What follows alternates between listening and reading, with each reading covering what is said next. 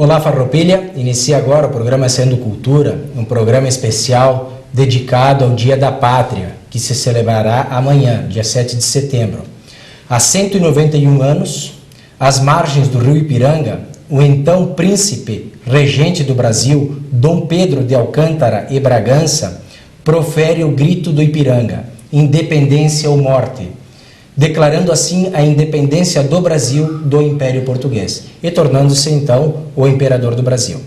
Então, como mencionado, esse será um programa dedicado à nossa pátria Brasil, com o meu convidado mais que especial, meu pai, seu Reni Broilo, que foi combatente, foi representante da ONU, da Organização das Nações Unidas, na faixa de Gaza. Então logo já contarei detalhes disso, tá? O que temos ao fundo hoje, ilustrando o nosso cenário, é um óleo sobre tela, uma pintura do pintor paraibano, justamente ilustrando então o grito do Ipiranga proferido pelo Dom Pedro I. Tá? A ONU e a Organização das Nações Unidas é uma organização internacional cujo objetivo declarado é facilitar a cooperação em matéria de direito internacional, segurança internacional, desenvolvimento econômico, progresso social, direitos humanos e realização da paz mundial. Então esse é o tema específico que trataremos hoje com o meu pai, o Sr. Reni Broilo, pois ele foi um soldado das missões da paz lá na faixa de Gaza, no ano de 1959, né? E com o batalhão Suez, já comentarei isso. Então a ONU foi fundada em 1945, após a Segunda Guerra Mundial. Tá?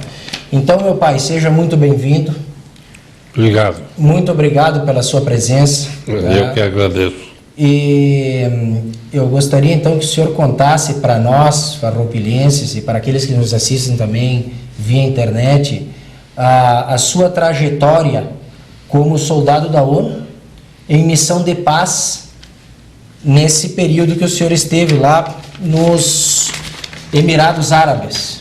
Como é que foi isso? Como aconteceu? O senhor sendo então nascido no 4º distrito do município de Farroupilha, lá na comunidade de Menino Deus, Santos Anjos. Perdão, na comunidade de Santos Anjos, próximo ao Menino Deus, no ano de 1938, onde as comunicações eram precárias, as comunicações não só via de rádio, mas também comunicações terrestres com estradas precárias, época que nem sequer havia luz elétrica, né? Então conte para nós como é que foi essa história. Bem, eu sonhava assim de conhecer alguma coisa além, porque naquela época o pessoal de Farroupilha tinha que servir em Bento Gonçalves, então tinha que largar da enxada para pegar no picão, ia aumentar pouco, né? E eu comecei a estudar música, o falecido Enio Salmori, morava bem na frente da igreja Pio X, e ele era auxiliado pelo mestre Gama, que as pessoas mais antigas devem se lembrar dele, que lecionou música aqui em Farroupilha.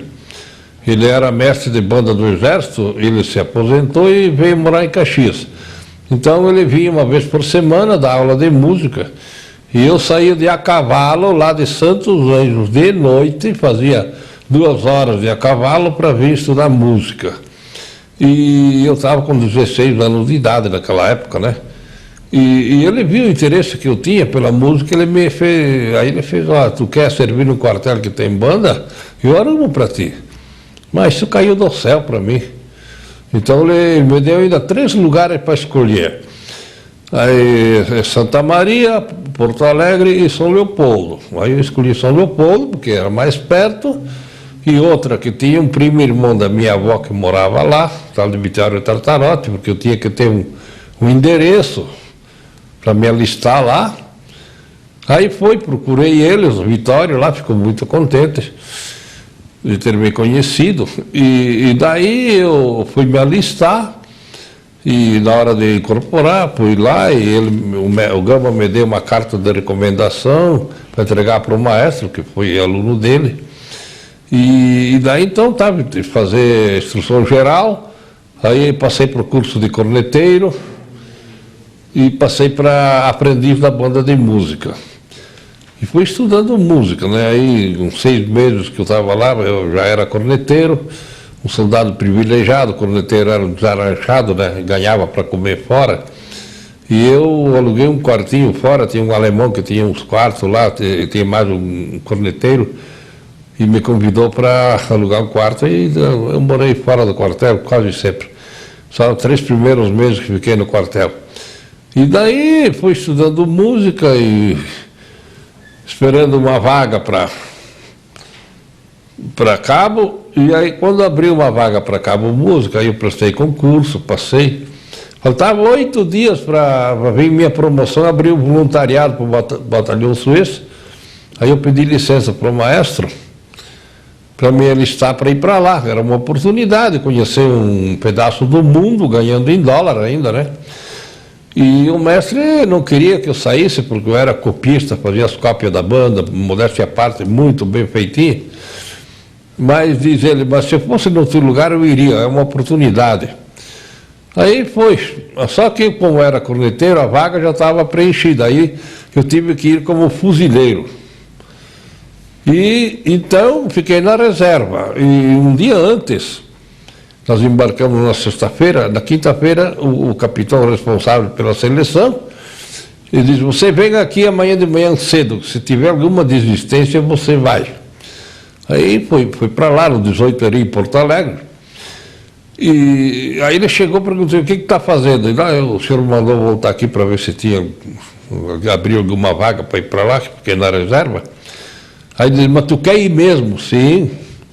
Então ele me deu uma ordem lá, fui lá, a tropa já estava treinando lá, entregar para o capitão, que estava fazendo treinamento, para tirar de forma um sobrinho de um general, que era, ele não tinha completado o tempo de serviço ainda, e eu entrei no lugar dele. Eu até fiquei com pena, ele ficou chorando, coitado. Mas foi uma oportunidade para mim, né? Aí fui embora. Nós viajamos... Isso foi no dia 17 de abril de 1959. 59, né? É. Só para que os nossos telespectadores saibam o que é a faixa de Gaza. Faixa de Gaza é um território remanescente pós a ocupação da Palestina pelos judeus, né? A faixa de Gaza é uma sobra da Palestina, onde os árabes foram encurralados pelos judeus. Então, numa faixa lá que tem 54 quilômetros de comprimento, entre 8 e 12 de largura, tinha naquela época lá 40 mil árabes, tudo morando em baraquinha lá, tudo amontoado. Eles fugiram com a roupa do corpo, porque os judeus tomaram conta e o que vinha na frente eles matavam. Na faixa lá na vila de Rafa, onde nós estávamos acampados lá, em meio-dia os judeus mataram 720 árabes. Aí não tinha como é que vou enterrar todas essas. Eles fizeram uns valos lá com uma retroescavadeira e botaram para dentro e cobria de terra. E assim foi. Então a ONU tinha lá 7 nações, cada nação tinha um trecho, né, para guarnecer, e que durante das 6 horas da tarde até as 6 da manhã não podia chegar ninguém a 500 metros da divisa. Então nós tirávamos assim, era duas patrulhas, uma de manhã das 6 ao meio-dia, do meio-dia às 6 da tarde, e de noite então era 2 patrulhas de noite, e de dia era posto de observação. Tá. Nós temos umas fotos, pai, nós vamos mostrar enquanto o senhor vai falando, vamos passar. Sim. Giovanni, as fotos, por favor. Tá, então essa aí nós vemos o símbolo da ONU, né? United Nations Emergency Force, Forças de Emergência das Nações Unidas. Exatamente. Tá? E então um mapa ali da... lá estamos lá à direita, lá em cima está escrito Gaza, a última... Tá. Nós desembarcávamos lá em Porto Said, Próxima. Viajamos 10 horas de tempo para chegar lá. Isso é o vale, então vocês Isso estavam aí é... localizados no Vale do Nilo, não é? Não, nós estávamos lá por norte, lá para cima. Tá, que compõe o Vale do Nilo, na verdade, né? Na região... Aquele azul ali é o Mar Vermelho. O Canal dos Reis fica lá naquela ponta entre os dois azuis lá. Tá. Tem 100 e poucos quilômetros de comprimento, né? Próxima. Então essa aí é a imagem do senhor, essa aí, né? São as bandeiras das nações que estavam lá, né? Tá. Tem a Noruega, a Suécia, a Dinamarca, tinha a... Austrália. Não. Inglaterra. Também não, Canadá, a Índia e o Brasil. Tá. Então cada uma tinha um trecho lá para cuidar. Para guarnecer a fronteira, né? Tá, esse aí é o título, então, que o batalhão do senhor foi otorgado, né? A Associação Brasileira de Integrantes do Batalhão Suez confere ao senhor Reni Broilo a presente menção honrosa pela outorga do Prêmio Nobel da Paz de 1988 às Forças da Paz da ONU, né? Então, o senhor é um dos agraciados com o Prêmio Nobel da Paz. Sim, foi. Em função de ter estado lá. Exatamente. Guardando a paz naquele território. Tá? Próxima. Então aí é tudo pela pátria, né? O senhor como de jovem, né? Trouxeram um portão de entrada lá do nosso batalhão lá. Vai passando, Giovanni. Aí o navio, nós fomos com a Ari Pareiras e voltamos com o Barroso Pereira, o navio da Marinha. Dia 17 de abril de 1959. Exatamente. Foi a partida. Quantos dias de viagem?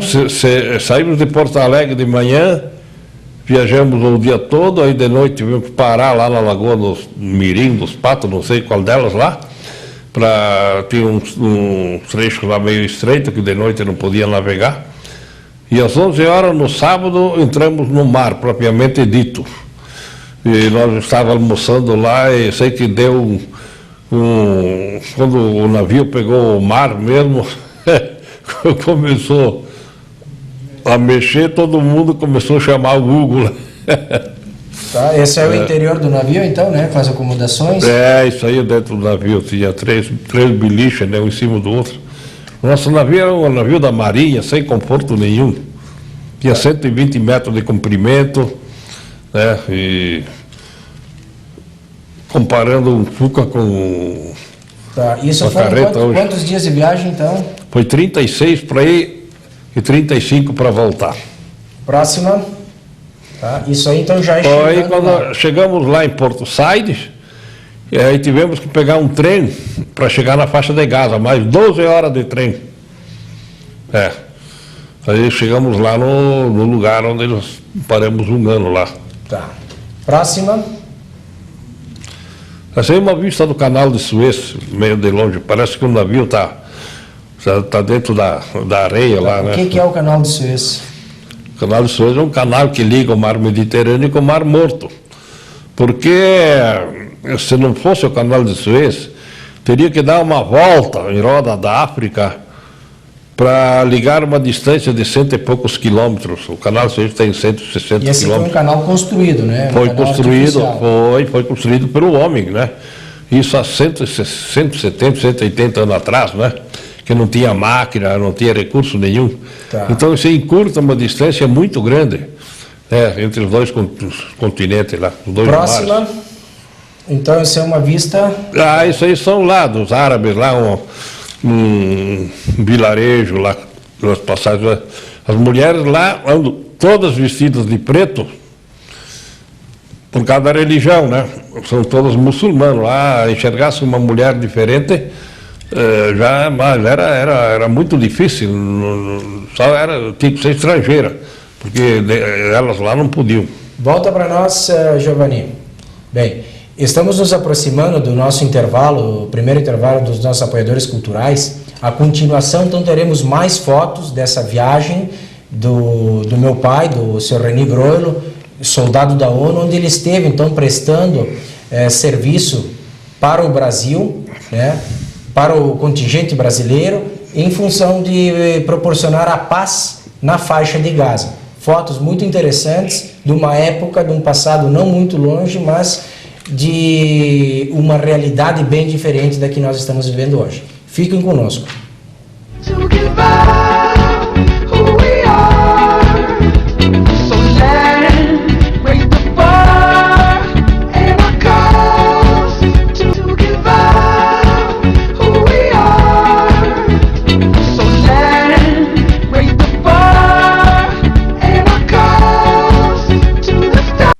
Olá, Farroupilha, inicia o segundo bloco do programa Ensaiando Cultura. Hoje um programa dedicado à pátria, já que amanhã fará 191 anos da Declaração da Independência do Brasil de Portugal, né? No fundo temos uma tela pintada pelo artista paraibano Pedro Américo em 1888, onde se vê então Dom Pedro I, proferindo o grito de Ipiranga, independência ou morte.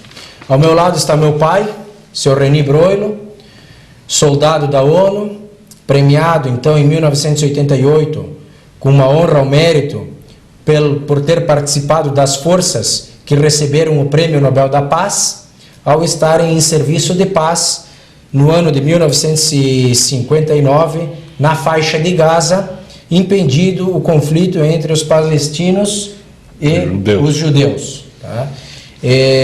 No primeiro bloco vimos então um pouco da sua história, como foi seu engajamento no Exército, uma pessoa saindo aí do interior de Farroupilha, do 4º distrito da comunidade de Santos Anjos, né? E conhecendo então naquela época, uma época difícil, de comunicações precárias, onde a maioria da comunicação se fazia ainda por carta, né?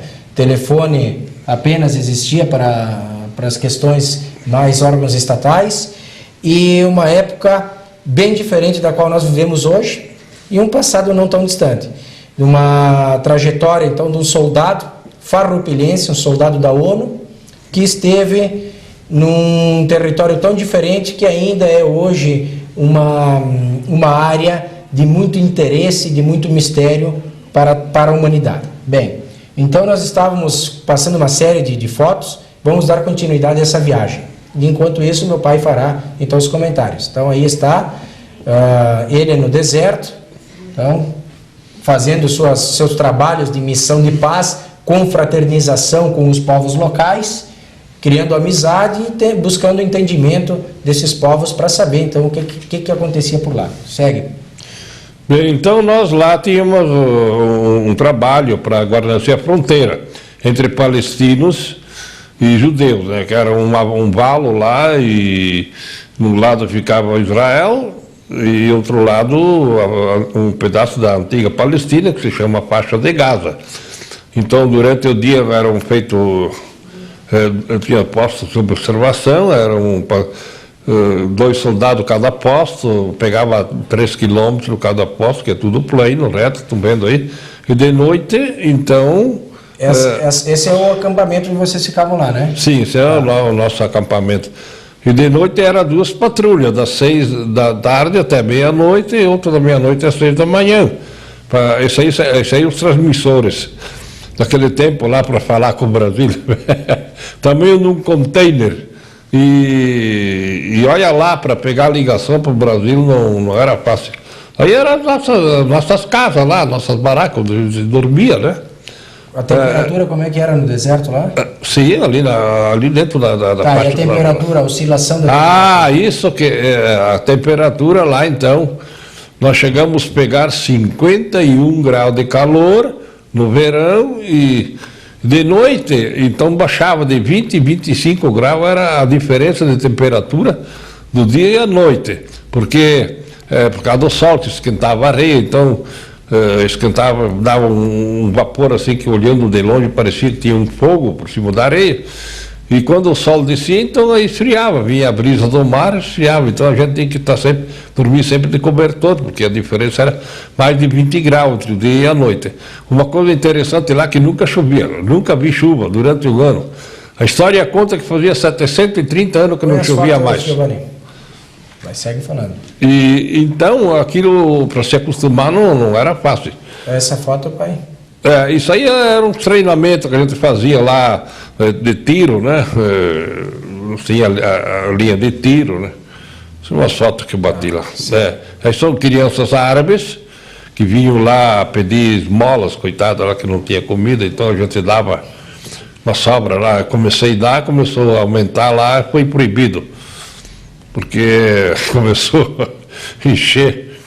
E aí lá na fronteira, né, um pelotão de fronteira, tirando as divisas lá eram feitas com cactus, que o cactus é a única arbusto, a única planta que dá no deserto, né? Então eles faziam as divisas das terras, que as terras não valem nada, mas para eles tem valor, então eles faziam com os cactos, e servia de alimento para os camelos também, que eles comiam. Ali é uma construção que eu fiz lá, eu trabalhei até de pedreiro lá no pelotão da fronteira. Tá. O tijolo é feito de areia, ali é pirâmide, lá no Cairo. Como é que era o dia a dia de vocês lá? Como é que era a organização? A ONU tinha edificações lá? Como é que nós tínhamos 22 quilômetros de fronteira para guarnecer, o maior trecho era do Brasil. Tinha o batalhão canadense, era o batalhão de manutenção, eles não patrulhavam nada, não tiravam guarda, eles só distribuíam a alimentação para os demais batalhões e dava assistência médica, tudo. Então nós lá, era assim, de manhã tirava serviço das 6 ao meio-dia, em 2, cada posição de salvação, de tarde, do meio-dia às 6 da tarde, e de noite eram 2 patrulhas. Essa aí era a divisa dos árabes com os judeus, uma valeta. Do lado, deixando que a gente vê uma estrada aí, era do lado dos árabes, do lado dos judeus. Então a gente tirava o serviço de binóculo, qualquer movimentação a gente comunicava na sede, né, do batalhão. E quantos quilômetros então era essa divisa? O Brasil tinha 54 quilômetros. Tá. Tudo assim, tudo pleno e reto, né? E os outros batalhões? Assim?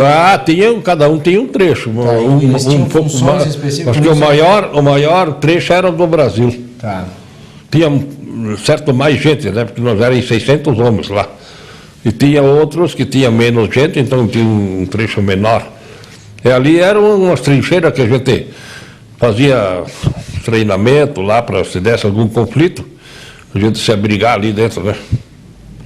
Esses eram os postos de observação. É uma coisa muito precária lá, caindo aos pedaços. Não era raro a gente encontrar escorpião no meio desse tijolo aí. Escorpião e cobra venenosa, tinha umas cabras muito venenosas lá. E o serviço de guarda como é que era? De quanto em quanto tempo? Era de manhã é sempre de 2 em 2, né? Das 6 ao meio-dia. De tarde, meio-dia às 6 da tarde eram mais 2 e de noite eram 2 patrulhas. As 2 patrulhas então eram um sargento ou um cabo e mais 2 soldados, né? Faziam um trecho lá de 3 quilômetros. E então aí, essa foto não é de lá, essa aí é daqui. Esse é um colega meu, de São Leopoldo. Aí também a banda municipal de São Leopoldo, a banda do quartel 19 ali, né, que eu tocava na banda lá, fui para lá. Isso aí são lá na África, nós paramos lá em Dakar, na África, paramos para abastecer um navio, né? Aí nós conhecemos lá os moreiros da África. Essa foto também foi feita... Porque o senhor conta que quando vocês chegavam fardados, soldados da ONU, o pessoal ia a vocês, né, curiosos e tal, para conhecer, para saber, prestar até agradecimento em função do trabalho que vocês estavam fazendo. Exatamente, nós era muito bem quisto, muito bem recebido por todos. Era assim... E os brasileiros são muito queridos lá fora, né? Principalmente na Itália, que foram combater na última guerra, lá deixaram bom trabalho lá. Tá. A ONU tinha uma sede lá, né? Um edifício sede. Não, aí é o seguinte, cada 3 meses nós tínhamos direito a uma semana de folga, de férias. Então a ONU alugou um hotel na cidade do Cairo, ficava 600 quilômetros longe, um hotel de 10 andares, capacidade 350 homens. Aquele hotel vivia lotado, sempre ia um trem, levando nós para lá, ali da faixa de Gaza até Cairo, dava 350 quilômetros, e ia uma turma, voltava, e a outra voltava, aquele hotel era permanentemente sempre lotado, né? Era um descanso que eles davam para nós, então lá podia andar paisano. E aí eu conheci Cairo e seus interiores, fui até Luxor, uma cidade lá no fim do Cairo, onde que tem coisas assim que até hoje os arqueólogos não conseguiram desvendar. Hoje seria impossível fazer o que tem lá, e está lá. Há 4.500 anos atrás foi feito aquilo lá. Então tem muito mistério nesse mundo ainda que está para ser desvendado. Segue com as fotos, Giovanni. Tá. Então isso... Isso é lá no nosso pelotão lá que fizeram o nosso brasão lá do Batalhão Suíço. Essas barracas lá que... Barracas de acampamento, né? Tá, quais são... Aquilo ali foi, quando foi montado, depois de baixa a lona para os lados. Isso aí, ó. Quantos homens estavam lá? Homens? No Brasil tinha 600. Tá. E no total, aproximadamente? O total dava uns 5.000. 5.000 homens? Tinha 7 nações, né? Tá. Não dava bem 5, mas e aí são vocês, então... lá então, no verão, tinha que tirar serviço assim, ó, de calção e camiseta, porque por causa do sol, muito quente. Não tinha condições de tirar serviço com farda, né? Tá. Aí o senhor, então, isso aí farda, era o nosso parlamento. Na época, o casco azul... Fuzil, armas leves, né? Arma da... Esse era um mosquetão, antigo mosquetão, agora caiu fora, agora botaram fuzil, agora... Até o fuzil eu acho que não usam mais, agora deve ter outra arma mais leve, né? Tá. E aí lá no deserto, era tudo assim, ó. Tá. Volta então para nós, Giovanni. Bem, estamos nos aproximando do nosso segundo intervalo dos nossos apoiadores culturais. A continuação, então, teremos mais... fotos dessa jornada, né, de 13 meses, foi, né, seu Reni? Quanto tempo foi que o senhor ficou lá? 1 ano e 1 mês e 8 dias. 1 ano, 1 mês e 8 dias. Então, mais 71 de viagem, né? Tá. Então temos a continuação no terceiro bloco, teremos então mais algumas fotos e mais algumas informações interessantes que o senhor Reni, meu pai, tem para passar para nós aqui. Fiquem conosco até o próximo bloco.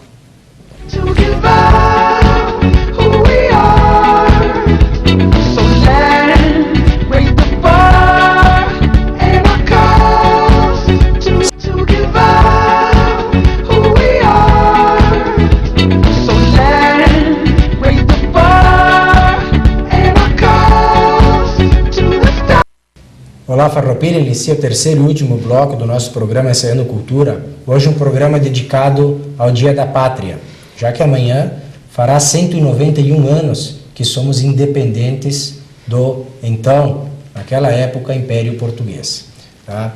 Comigo está o meu pai, o seu Reni Broilo, que foi soldado da ONU, esteve há 54 anos atrás na faixa de Gaza com o batalhão Suez, com a missão de estabelecer e manter a paz nessa localidade. O batalhão do Brasil estava acantonado na vila de Rafa, que está a 40 quilômetros da cidade de Gaza, né? Então, o seu Reni, naquela época, soldado, esteve lá prestando essa missão que lhe rendeu a ele e todos os seus colegas o Prêmio Nobel da Paz no ano de 1988. Então, estamos fazendo uma viagem fotográfica e vamos seguir com ela até o final do nosso programa. Então, próxima foto. Isso é o... isso é uma foto que nós... Esse é o batalhão, né? O grupo de... o grupo de colegas lá do batalhão. Tá. Vocês, como é que é? Vocês foram para Jerusalém? Como é que foi essa? Conta essa. Bem, nós cada 3 meses nós tínhamos 7 dias livres então tinha, além do Cairo, que tinha um hotel alugado lá para de 10 andares da ONU, para nós estava sempre lotado.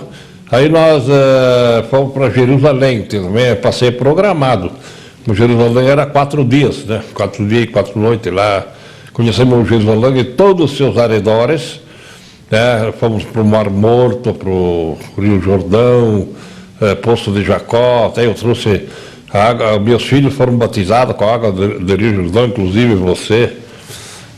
E, então isso foi assim uma coisa que nunca na vida tinha sonhado que acontecesse, né?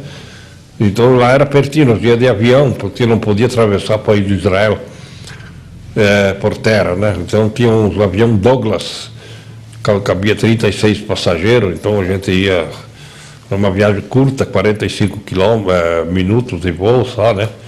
Então eu tive a oportunidade de conhecer Jerusalém, todos os seus arredores.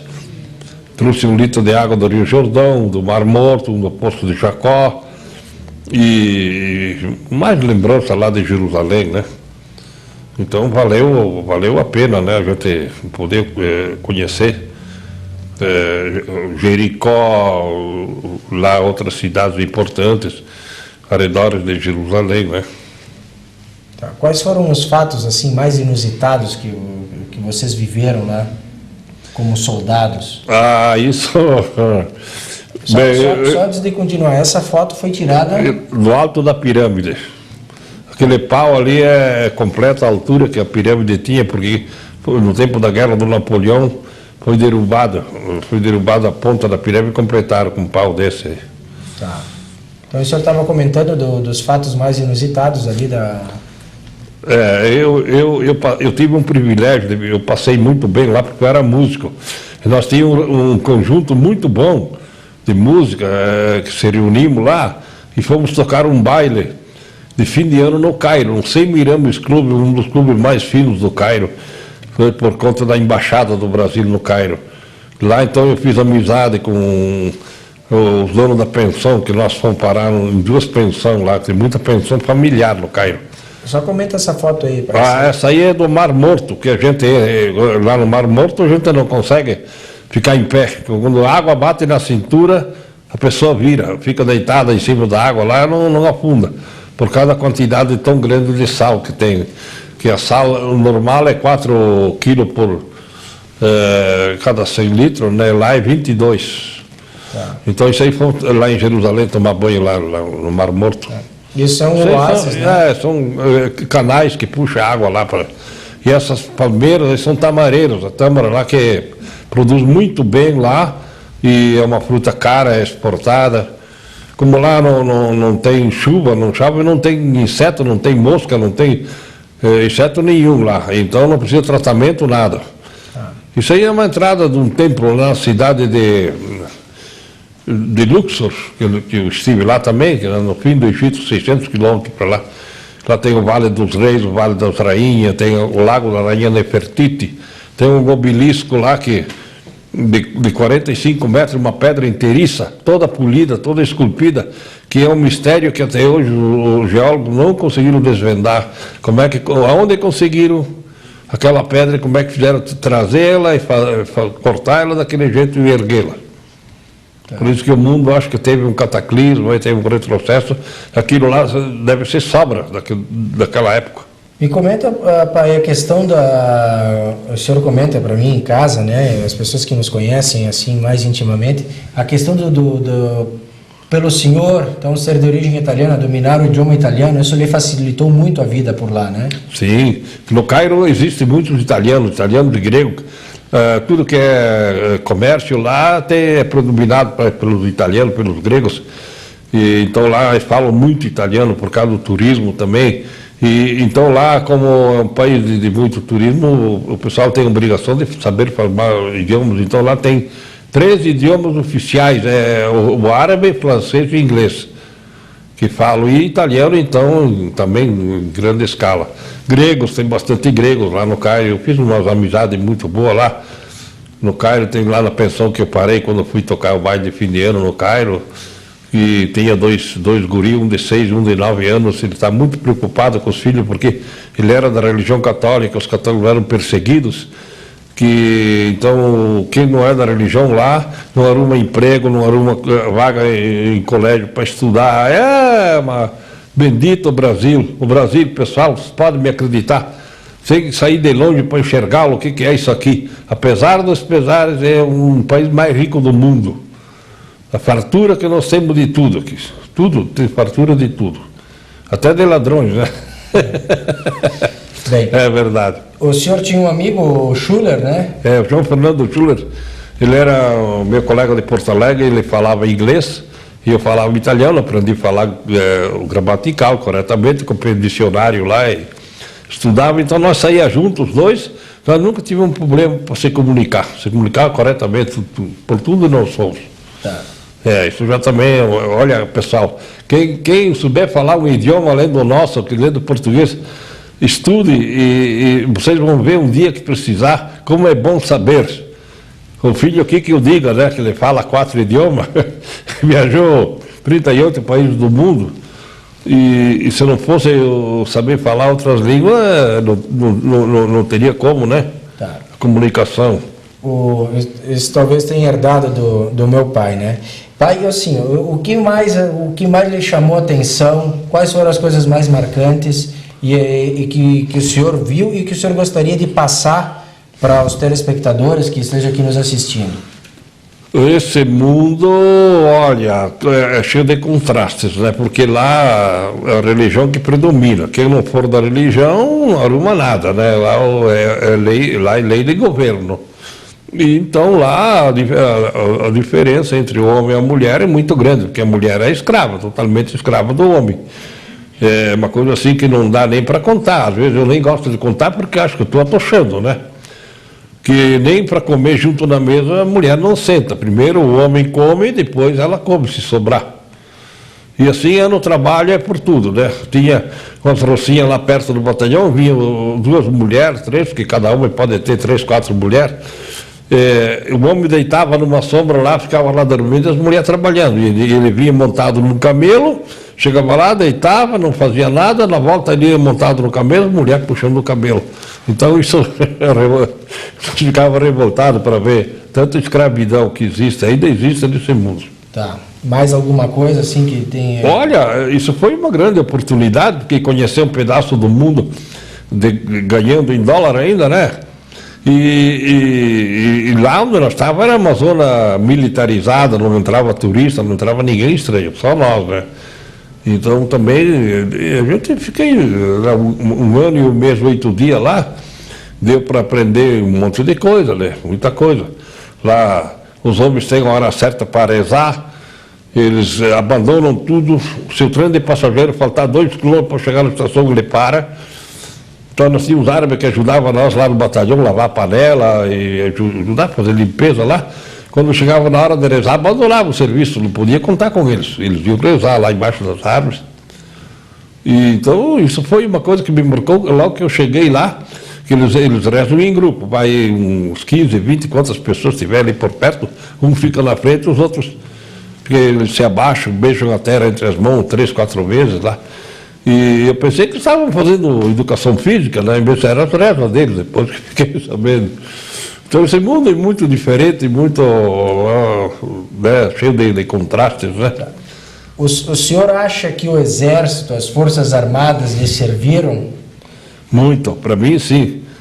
Aí até, inclusive, o seguinte, eu tinha uma vaga reservada de Cabo Mundo quando voltei de lá, mas lá tinha um contingente de Paraná e Santa Catarina que estavam lá, cada 6 meses trocava a metade, e tinha um tenente maníaco lá que ele me punia para mim dar exemplo para os outros. E aquilo me revoltou tanto que eu não quis mais ficar no Exército. Quando eu voltei, me procuraram para não me desligar, que tinha uma vaga reservada para mim na banda lá, mas eu fiquei com tanta raiva que eu não quis mais, porque isso aí é uma injustiça, né? O que adiantou eu ser bom? Eu era copista da banda, fazia tudo bonito, caprichado. Então lá um tenente lá me puniu para dar exemplo, sabe, porque eu fui emprestar $50 para um colega, né, que era até contra o regulamento militar, me puniu por esse motivo. Mas eles vieram embora logo em seguida, 8 dias depois vieram embora, e ficou por isso mesmo, né? Eu perdi minha menção honrosa. Tá. Essas que o senhor leva com o senhor, que significam então? Isso aqui, olha, isso aqui é lá da ONU, isso aqui são medalhas do Exército, né? Esse aqui de Jerusalém, que todos os soldados do ano que iam visitar Jerusalém ganhavam essa medalha, né, como uma lembrança lá de Jerusalém. Tá. Até poucos anos atrás o senhor ia todos os anos a Porto Alegre junto com o batalhão? Exatamente, fazia um desfile lá no dia 7 de setembro. Mas como eu estou que nem um carro velho trocando peça, aí já estou com problema de prótese aqui, eu não vou poder marchar, então não vou poder ir, né, porque seria amanhã, né? O desfile lá em Porto Alegre, ainda tem lá o nosso contingente que desfila lá. Tem uma turma, uns 800 mais ou menos, vivos ainda, da nossa turma, e outros contingentes que foram também. Só que tá diminuindo, cada ano está diminuindo, né? Tá.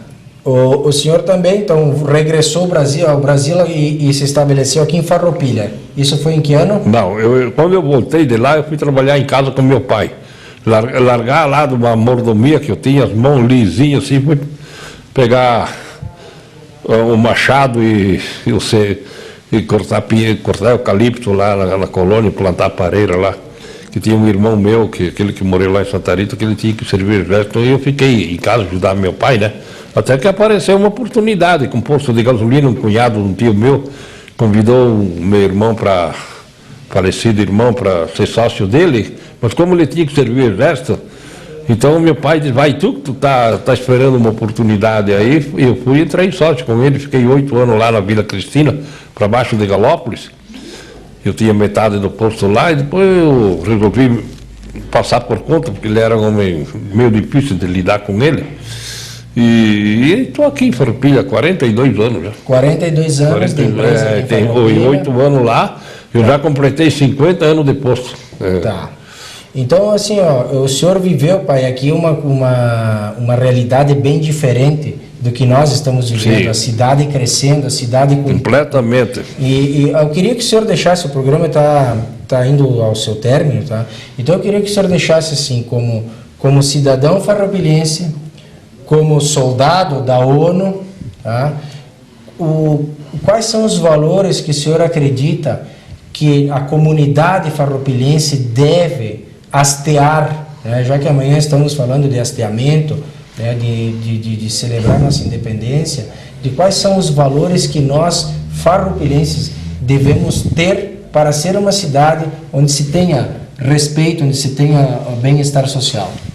Bem, Farroupilha, eu acho que é uma cidade muito privilegiada, uma cidade rica.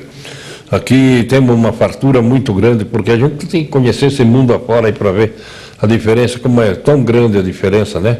Então aqui nós estamos...